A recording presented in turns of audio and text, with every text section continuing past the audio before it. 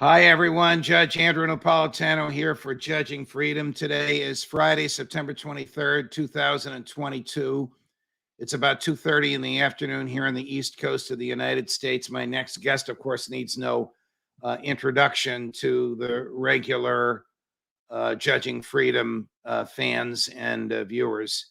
Scott Ritter is one of our principal go-to guys on what's happening on the ground in Ukraine and its effect in Washington, D.C. and in Moscow. Scott, always a pleasure. Welcome back to Judging Freedom. Well, thank you very much for having me. It's a pleasure to be here. Thanks for coming here. Of course, we have all been reading in the past 3 or 4 days. Obviously, this is mainstream media, which includes my former employers at Fox, that things are in turmoil in Russia, that President Putin's call for the activation of 300,000 reservists is not going well. The people are terrified of the draft, and that Putin and the Russian military's back is to the wall in Ukraine.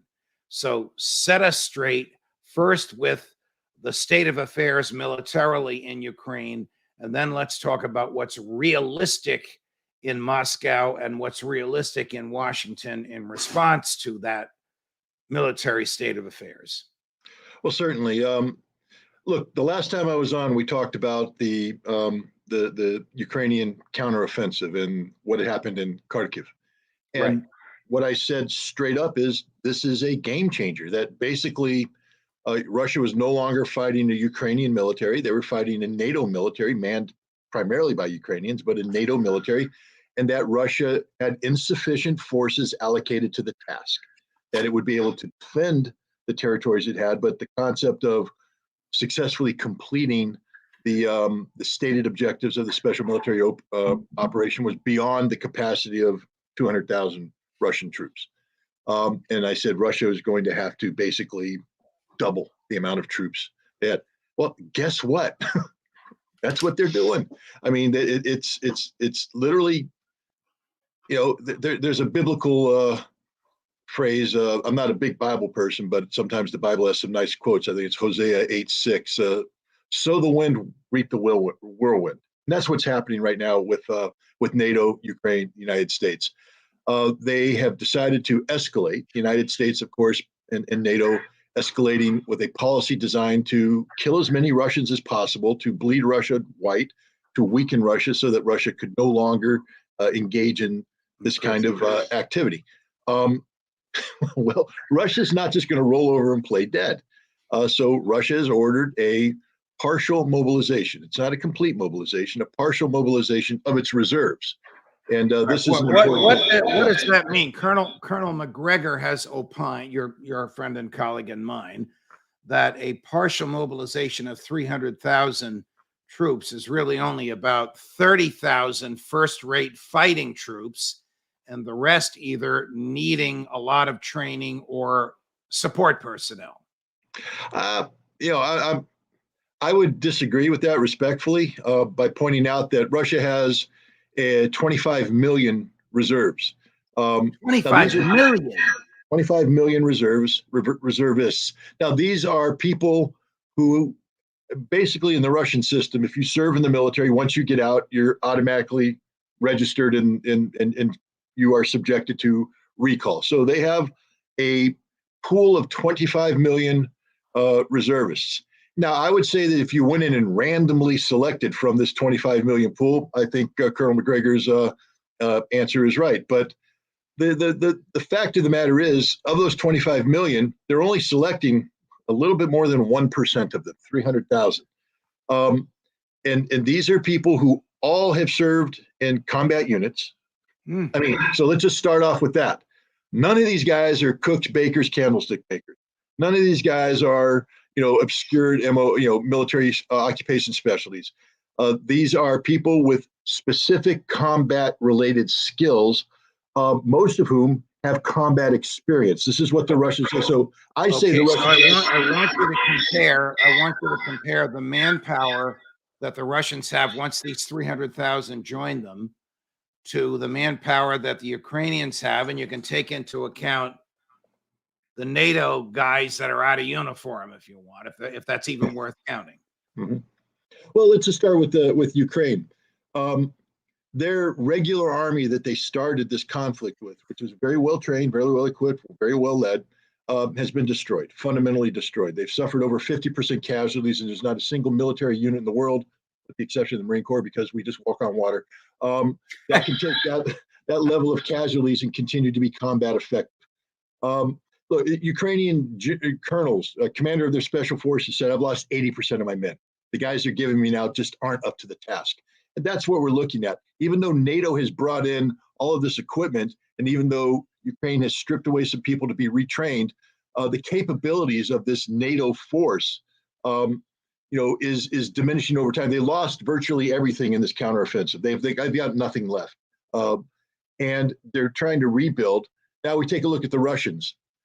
The Russians, had around 200,000. Before you go to the Russians, what remains of the Ukraine? How many boots on, or I don't want to double the number, but how many human beings on the ground in uniform do they have, or how many do they have available that they can call up?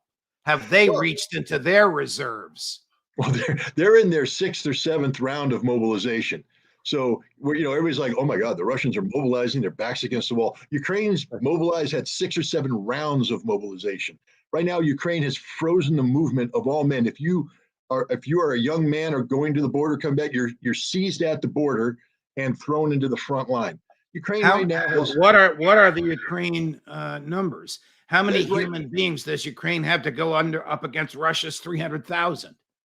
Well, I'll get the Russian number is going to be closer to 500,000, but the Ukrainians right now have around 700,000 men under arms. Now, but these include poorly trained territorial defense units. These include reserve units that are poorly trained, and these include recently reconstituted units that have men with zero combat experience operating equipment that they don't know how to operate. So, they do have some combat capable units. Don't get me wrong. There's some Ukrainian units out there that can fight, but by and large, Ukrainian military has been depleted, and what they're looking at right now is a largely untested force that's going up against. Now we come to the Russians. The bulk of the fighting that's been done so far has been done by the militias of the Donetsk People's Republic, the Lugansk People's Republic, supported by Wagner contractors, the Chechens, the National Guard, etc. The Russian army itself has not been decisively committed into battle. Much of the Russian military has been used to guard rear areas and to protect the border up north of Kharkiv. Okay, let me stop you at that point. Is that an error by Russian military leadership or President Putin? I mean, shouldn't they have been more aggressive? Why are they waiting until now, 8 months into the fight, to get aggressive? Well, the special military operation was designed to demilitarize the Ukrainian military. It's been done. All of the equipment the Ukrainians started this war with has been destroyed. 5,000 tanks. 5,000 tanks have been destroyed. Tanks and armored fighting vehicles. Hundreds of aircraft. All that Ukraine has now is stuff that's been given to them since then. So if one wants to criticize the Russians, what are you criticizing for? For winning the special military operation, which they have done? Or are you criticizing them for not predicting that NATO was going to inject tens of billions of dollars of heavy equipment into Ukraine, and that Ukrainian government was willing to sacrifice the cream of this generation? I mean, because Ukraine will not win this fight. There's not a military professional around that isn't paid by CNN or somebody else to spew nonsense that's going to tell you Ukraine's going to win. Even NATO, even the Pentagon all say the best they can hope for is for the Ukrainians to drag this conflict out and cause more casualties for the Russians than Russia's will. How long will it take for the Russian military to get these 300,000 reservists? He just called them up in the past week or so, as far as we know. How long will it take the Russians to get them in uniform, armed, on the ground, and integrated into the fighting forces? Well, first of all, let's just start off with the following truth. Russia's not panicked. I mean, there's a lot of people out there. Putin's back's against the wall. They're panicked. There ain't nothing panicked about what's going on. This has been a very orderly call up. They're bringing in guys who have been there, done that. They all got the T-shirts. There's nobody, the guys that are walking into the station are guys they like you and me.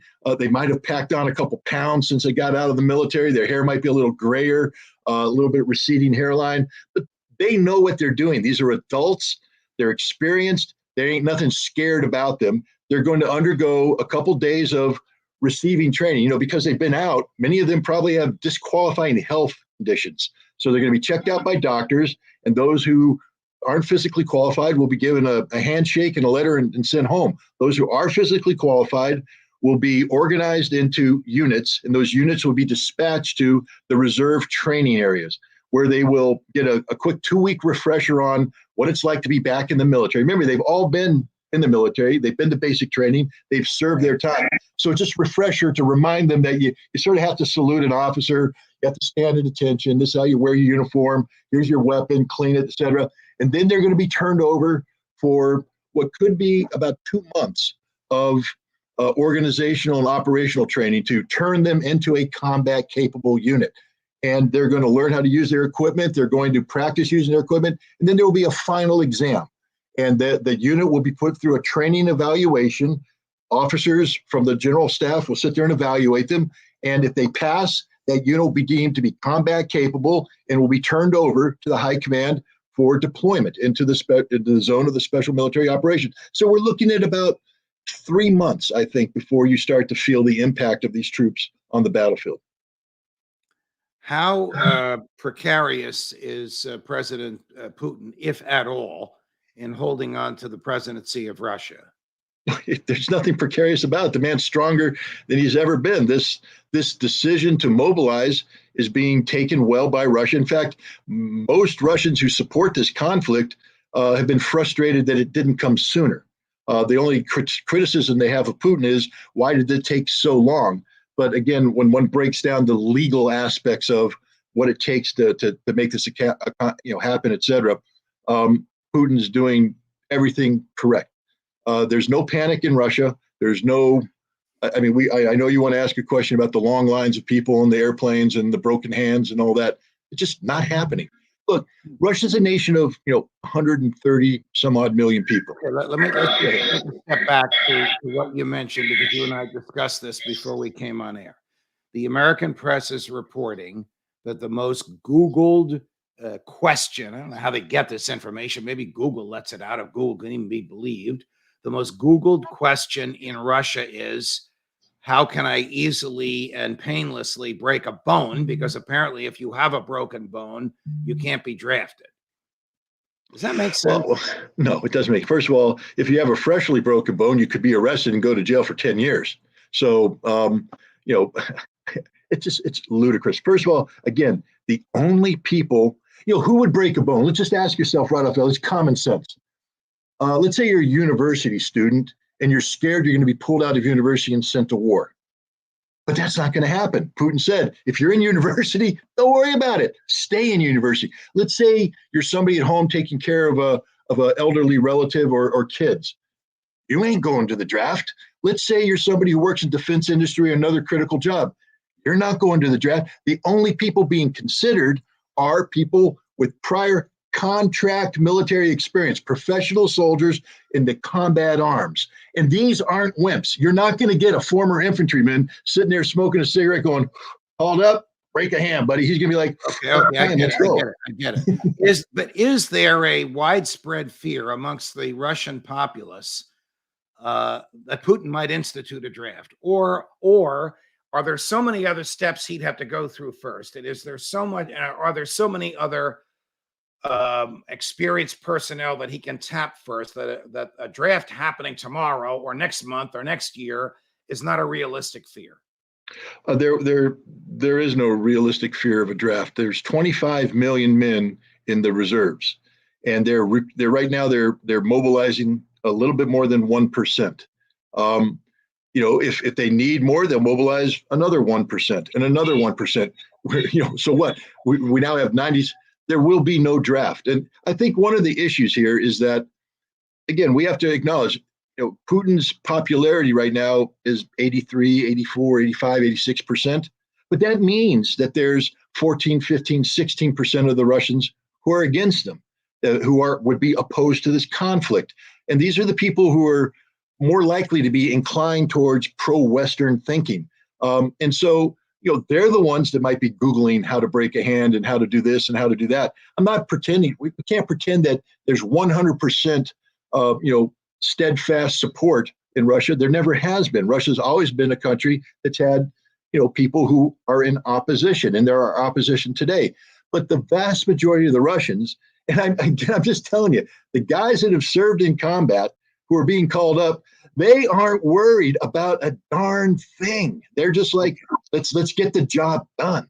All right. A few minutes ago, you said that all serious military leadership on both sides of this, with the exception of some retired, don't let me put words in your mouth, American military now paid by CNN, know that the Ukrainians can't win and the Russians will win. Is that certain knowledge enjoyed by the Pentagon? Yes. Is that certain knowledge expressed to the White House? Yes. I mean, now, I thought you had told us before, and maybe I got this from Phil Giraldi, who's our intelligence guy, or Colonel McGregor, our other military guy, that by the time the truth made its way to the Oval Office, it didn't sound the same. Well, wait a minute. Trying to be charitable here. There's different. No, we're asking two different stages of the question. You see, the game changed, Judge. The game's changed, fundamentally changed. Why?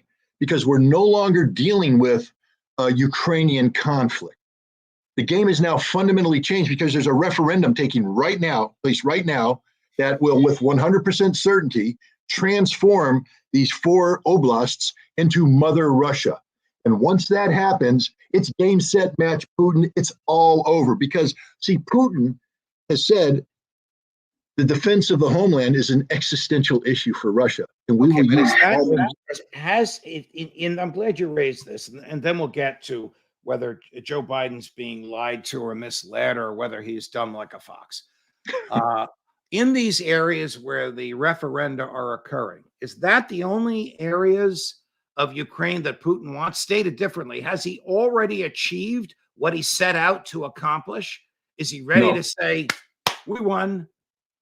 No, that NATO forced his hand early. This was inevitably going to happen. What's taking place right now, but I think the Kharkiv offensive basically made him realize and accept that they have insufficient forces to the task, and that they're going to have to increase the number of forces before they move on. And simply mobilizing 300,000 doesn't change that much. You still have legal constraints because of the nature of the SMO supporting independent republics, collective security agreements. There's a lot of law involved. The way to simplify the law. I want to get the geography. Is there more land that Putin believes rightly belongs to Russia that he has to conquer, or is he satisfied with what he has in the areas where the referenda are taking place even as we speak? No, he's made it clear that Novaya Russia, New Russia, all of it is going home, coming home. And that means Odessa and Kharkov are going to be part of this. This conflict will not end until, at a minimum, both of those have been occupied by Russia, referendums have taken place, and they've been absorbed into Russia. Okay. Will the West give any credibility to these referenda? None whatsoever. Zero. Okay. What are American intelligence or American military brass telling the White House about how this ends? Because if Joe Biden believes that Ukraine's going to lose, I would think that would change and shape what he's doing and saying. Is he being kept in the dark? Is he blind to reality? Are his own senior people misleading him? Senior military people misleading him?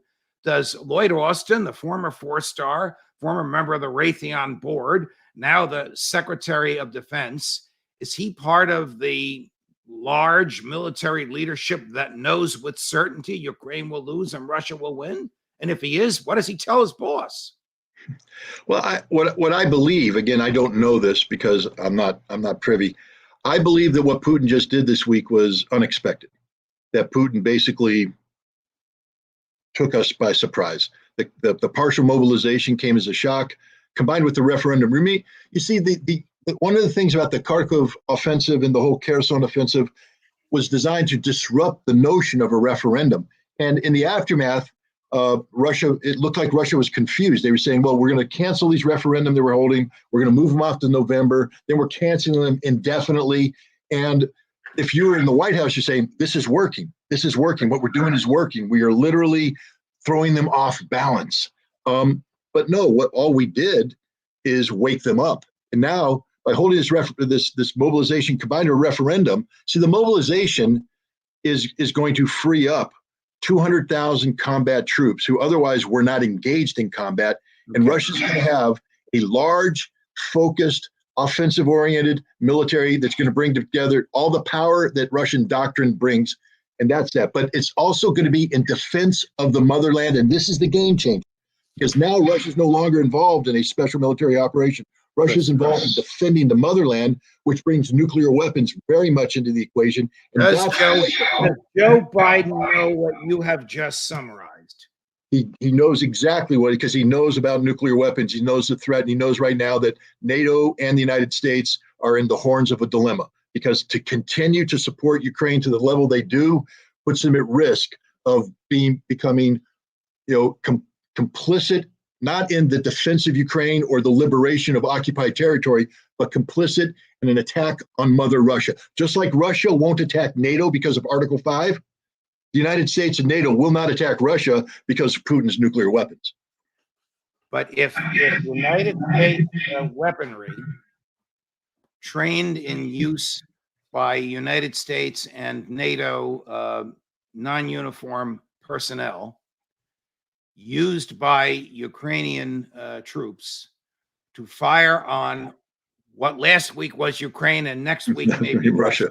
Right. Does that trigger a broader conflagration? I don't believe so. Look, the Russians are very mature. Already, Ukraine has been firing into Russia. They've been attacking villages inside Russia. They've attacked Russian cities, Belgorod.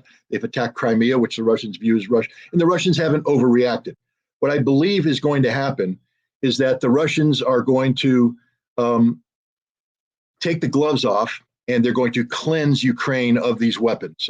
They're already employing these Iranian-provided kamikaze drones that are wiping out the Ukrainian artillery.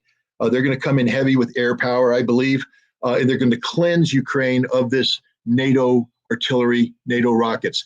And at that point in time, from the Russian perspective, the slate is wiped clean. Russia won't hold the West accountable for weapons already delivered, because those weapons were delivered under a certain arrangement. But Russia will hold the West accountable for any future deliveries. And right now, you have a wild debate going on inside NATO as to what to do now. The military committee of NATO, which makes the decisions, not Stoltenberg, has come out and said, we're not at war with Russia. We don't want war with Russia. And you see a lot of people starting to back off because they understand the game has changed. To continue to provide Ukraine with heavy weaponry, once the soil that this weaponry is going to be used on is classified by Russia. Remember, it doesn't matter that we don't recognize it. During the Cold War, if you looked at a map of the Soviet Union, always the Baltic republics were called Latvia, Lithuania, Estonia, and we said occupied. We never recognized the Russian occupation of that, but we didn't send Marines in there either, because we knew if we did that, the Soviet Union would treat us as an attack on the Soviet Union. It'd be nuclear war. Right. We don't recognize these referenda, but we understand the reality of it, that Russia recognizes them. Russia constitutionally is obligated to protect them as if they were Russia, and there will be consequences paid if we allow Ukraine, if we empower Ukraine to attack Russia. So this is going to be interesting for Ukraine going forward, because basically NATO has set them up to fail.